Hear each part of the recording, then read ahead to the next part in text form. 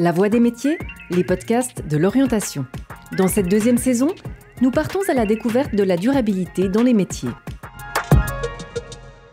Si la mission première du médecin est de soigner, elle s'inscrit désormais dans une réflexion globale sur la durabilité. Réduire l'empreinte carbone des établissements médicaux, limiter le gaspillage des ressources et encourager les patients à adopter des comportements respectueux de l'environnement sont autant d'actions qui font du professionnel de santé un acteur clé de la transition écologique. Le docteur Nicolas Sen plaide pour une médecine plus sobre, plus équitable et plus durable. Avec lui, nous explorerons les liens étroits qui unissent la santé humaine et celle de la planète. Je m'appelle Nicolas, je suis médecin et je travaille à l'Université de Lausanne et plus précisément à Unisanté à Lausanne. Alors j'ai une formation de médecin généraliste, donc à ce titre je travaille comme médecin généraliste et j'ai aussi une responsabilité comme professeur de médecine à l'Université de Lausanne et de vice-doyen en charge des questions de durabilité à la faculté de biologie et de médecine à Lausanne. Sinon donc je fais essentiellement de la recherche et de l'enseignement en médecine générale.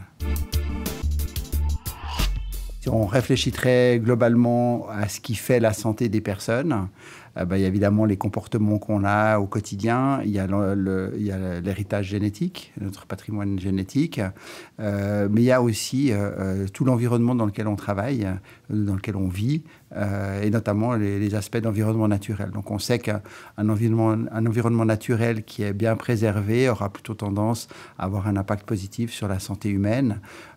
Même si on va plus loin, on a plutôt des connaissances qui nous disent que d'être plus en contact avec la végétation, avec la nature, a tendance à améliorer notre santé dans différents domaines. Enfin, santé mentale, santé physique. Donc ces choses-là ont bien été démontrées. Et donc c'est pour ça qu'on voit des liens en fait entre la question de la santé humaine et de la santé des écosystèmes. L'effet direct du changement climatique, c'est quand même les événements météorologiques extrêmes, notamment les pics de chaleur. Et on voit notamment en été, et ça c'est des choses qu'on arrive à mesurer, non seulement qu'il y a un excès de mortalité l'été lié aux pics de chaleur, mais qu'une part de cet excès de mortalité, il est lié directement au changement climatique. C'est des choses qu'on sait mesurer maintenant. Et on sait que plus de la moitié des décès liés aux pics de chaleur en été est lié au changement climatique d'origine humaine. Donc ça, c'est vraiment les effets directs qu'on observe. Après, il y a des effets plus indirects qui sont le fait que le changement climatique a aussi des effets sur l'environnement naturel, sur la perception que les gens ont du changement climatique. On parle beaucoup d'éco-anxiété. Donc probablement qu'il y a beaucoup de choses qui arrivent aussi dans les consultations médicales par rapport à un mal-être existentiel, par rapport aux crises environnementales et climatiques qu'on vit actuellement. Alors, dans les questions de durabilité et dans le système de santé et par rapport à la santé, une approche qui est extrêmement intéressante pour susciter les réflexions, c'est l'approche qu'on dit de co-bénéfice. En gros, le concept est assez simple, c'est-à-dire qu'une intervention va avoir un effet à la fois positif sur la santé et sur l'environnement. Alors, les exemples concrets qu'on cite classiquement dans la question des co-bénéfices, c'est la mobilité, c'est-à-dire de passer à une mobilité active va faire qu'on sera à la fois en meilleure santé et qu'on va réduire notre empreinte environnementale. Un autre domaine, c'est l'alimentation, d'aller vers une alimentation moins carnée. On ne parle pas forcément d'une alimentation végétarienne ou végane, mais de réduire fortement notre consommation d'origine animale va avoir à la fois un bénéfice plutôt sur la santé et avoir clairement une réduction de l'impact sur l'environnement. Et puis, un troisième domaine dont on parle souvent dans les questions de co-bénéfices, c'est les questions d'être en contact avec la nature. Alors, pas n'importe quel contact avec la nature, mais d'être actif, par exemple, dans des jardins ou d'aller en nature va nous sensibiliser au lien avec l'environnement naturel et va plutôt avoir un effet de vouloir prendre soin de la nature et en même temps de prendre soin de soi-même. On arrive donc maintenant à mesurer des éléments concrets qui fait que quand on est en lien avec un environnement naturel, a fortiori avec de la biodiversité, ça va avoir un impact plutôt positif sur votre santé. Un exemple très concret, une étude il y a quelques années en Finlande a regardé chez des jeunes enfants qui sont dans une crèche s'ils sont plus exposés à l'humus de forêt. Donc on amenait concrètement des tas d'humus de la forêt sur les places de jeu. En jouant avec cette terre, on a vu qu'il y avait une modification rapide de leur microbiote, c'est-à-dire leur flore microbienne de la peau, mais aussi une modification des marqueurs de l'inflammation circulant dans le sang, donc qui étaient aussi des marqueurs plutôt positifs pour améliorer la santé des enfants. Et ça, c'était sur quelques semaines. On n'était pas sur des interventions qui durent des mois ou des années. Donc là, on voit très concrètement qu'on arrive à mesurer des changements importants dans le corps humain quand il est exposé à l'environnement naturel et qui va plutôt dans le sens d'une amélioration de sa propre santé. L'impact du système de santé lui-même est un aspect important, puisque si on prend juste le changement climatique, on pense que le système de santé est responsable d'environ 6 à 8% des émissions de gaz à effet de serre du total des émissions du pays. Donc, ce n'est pas négligeable. Donc, il y a un effet directement sur les écosystèmes et sur le changement climatique du système de santé. Ça peut être simplement par les émissions de CO2, par la chaleur qui est produite par les hôpitaux, par tout ce que ça nécessite de matériel, mais c'est aussi les rejets dans les eaux usées, par exemple, de médicaments qui sont générés par les prescriptions médicales. Donc on va prescrire un médicament et ce médicament, il ne va pas rester juste dans le corps humain, il va finir par ressortir, finir dans les eaux usées, être seulement en partie traité par les stations d'épuration et finalement finir dans les rivières, dans les lacs et avoir un impact à ce moment-là directement sur la faune et sur la flore de l'environnement. Donc, il y a de multiples impacts qui sont directement liés au système de santé, sur lesquels on doit également agir comme on agirait dans d'autres domaines de la société, que ce soit les industries, que ce soit nos comportements quotidiens par rapport aux émissions de carbone, par exemple. Le fait qu'on fasse trop d'examens médicaux est un aspect important de levier de changement. C'est-à-dire que, par exemple, si on prend la réalisation d'une IRM, donc d'une résonance magnétique nucléaire pour faire une image du corps humain, consomme énormément d'énergie, produit énormément de CO2. Donc ça, c'est un aspect de l'impact environnemental. Le revers de la médaille, c'est de savoir lesquels on pourrait éviter de ces examens. Et on est dans un système de santé qui est plutôt pléthorique en termes de quantité d'examens qu'on fournit, et on sait qu'une partie importante de ces examens ne sont pas forcément nécessaires.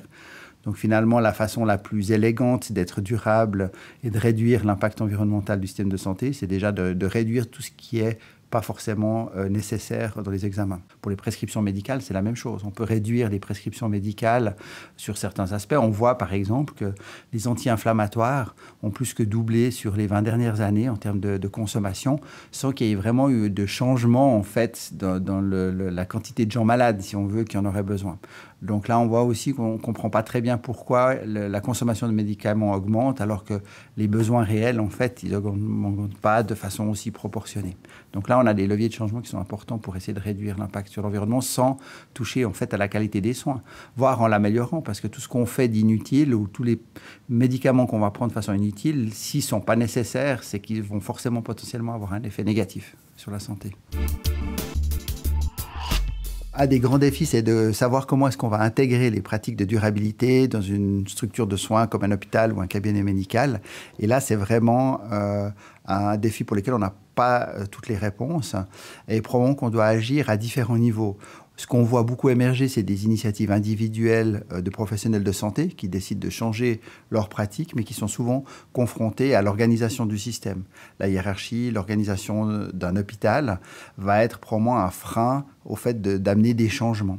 Donc on a besoin d'avoir aussi des changements au niveau de la structure de l'hôpital lui-même, de ce qu'il permet, de ce qu'il ne permet pas, d'avoir vraiment un incitatif fort à changer les pratiques. Pour donner un exemple, un des grands émetteurs de gaz à effet de serre, c'est les gaz anesthésiants en salle d'opération ou aux soins intensifs. Et en fait, pour réduire vraiment de façon significative l'utilisation de ces gaz anesthésiants, l'initiative individuelle, elle ne suffit pas. Il faut qu'il y ait des directives au niveau de l'hôpital qui disent maintenant ces gaz-là, ils sont interdits. Donc on va arrêter de les utiliser. Et à ce moment-là, on a un vrai changement d'une ampleur qui est importante.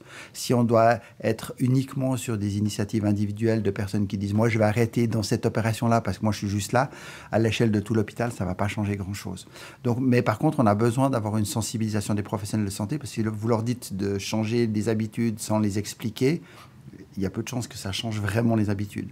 Donc on doit avoir ces deux niveaux. Et moi, je crois beaucoup, en fait, à la complémentarité de donner du sens aux initiatives qu'on fait dans un hôpital, par exemple, c'est valable pour la vie ou pour un cabinet médical, mais à la fois d'imposer un certain nombre de changements parce qu'on sait qu'ils ont un effet globalement positif sur l'environnement. Parmi les mesures les plus importantes et les plus urgentes à prendre dans le système de santé pour réduire l'impact environnemental, elles sont clairement liées en fait à ce qu'on retrouve dans d'autres secteurs de la société. Elles sont liées aux bâtiments, aux infrastructures, le type de chauffage par exemple, à la mobilité, que ce soit la mobilité des professionnels de santé ou la mobilité des patients, parce qu'un hôpital génère énormément de trafic. Donc de repenser, ça on doit le faire avec la ville, avec les urbanistes, de repenser la circulation des personnes permet d'avoir un impact concret qui est important.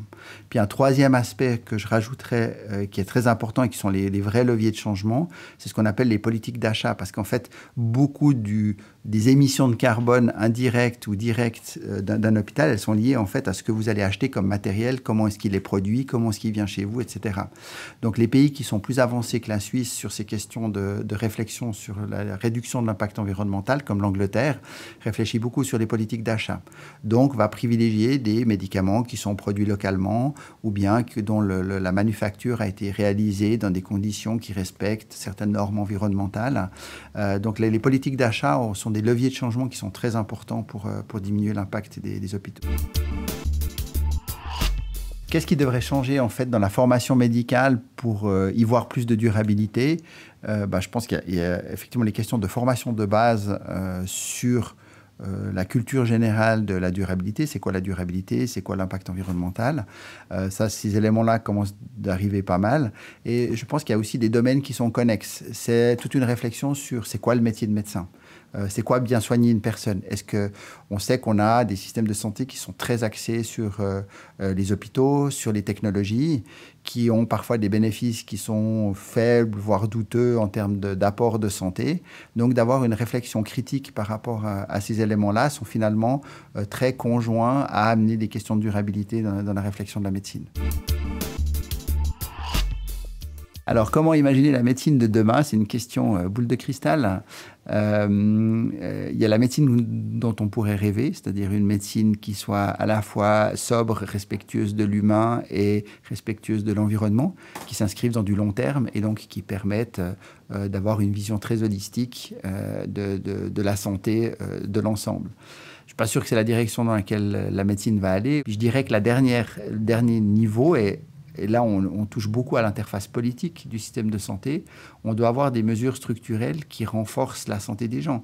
Finalement, quand on s'occupe de sédentarité, de maladies chroniques, on ne s'occupe pas seulement d'une maladie individuelle, d'un individu qui a une maladie à un moment donné. On s'occupe d'un problème de société. La sédentarité, elle est voulue par nos modes de fonctionnement de société. Donc, si on n'agit pas sur ces modes de fonctionnement de nos sociétés, on n'aura qu'un effet marginal sur ces maladies. Donc on est obligé d'avoir une réflexion qu'on peut qualifier de systémique, de voir où sont les vrais leviers de changement.